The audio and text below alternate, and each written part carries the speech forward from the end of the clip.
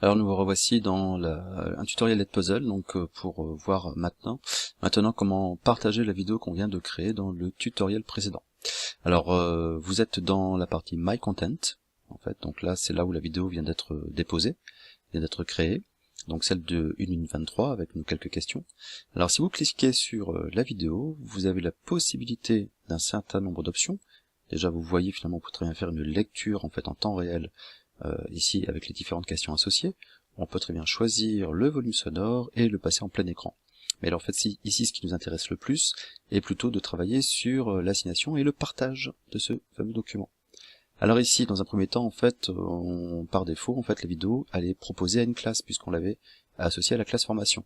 Mais le problème c'est que lorsque nos fameux étudiants ou nos élèves en fait auront accès à cette vidéo, ils vont devoir se connecter, s'identifier. Donc si on ne veut pas que tous nos élèves aient un compte Edpuzzle, c'est un peu casse-pied. Donc l'autre possibilité est de pouvoir cliquer sur l'option Share with anyone, à savoir partager avec tout le monde. Et du coup, vous avez la possibilité de copier un lien hypertexte que l'on peut fournir via une adresse mail, etc. à nos élèves, ou alors d'intégrer en fait dans une iframe au niveau d'un site si vous en avez un ou au niveau de votre ENT. Bon, ici vous pouvez choisir en fait la largeur, la grandeur en fait type de la vidéo qui serait associée, donc petite, moyenne ou grande. Alors on va faire un premier test et on va prendre simplement avec un lien, voir ce qui se passe. Donc vous sélectionnez, vous cliquez, vous copiez. Ensuite, eh bien, on clique à côté, on va essayer d'aller sur une autre page, on va y aller, et qu'est-ce qu'il nous fait?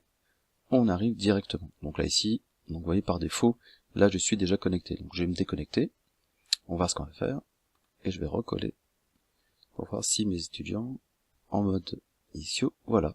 Donc ici, vous voyez, il nous dit bien que vous n'êtes pas logué, donc en fait ici, aucune réponse, et progression ne sera sauvegardée.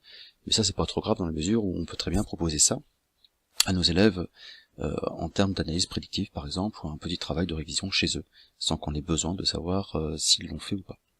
Alors bien sûr, si vous souhaitez avoir un suivi particulier, précis, de l'état d'avancement et des réponses de la part de vos élèves, dans ce cas-là, il faudrait que chacun de vos élèves puisse se loguer comme étant un utilisateur élève, ici, avec une adresse Google.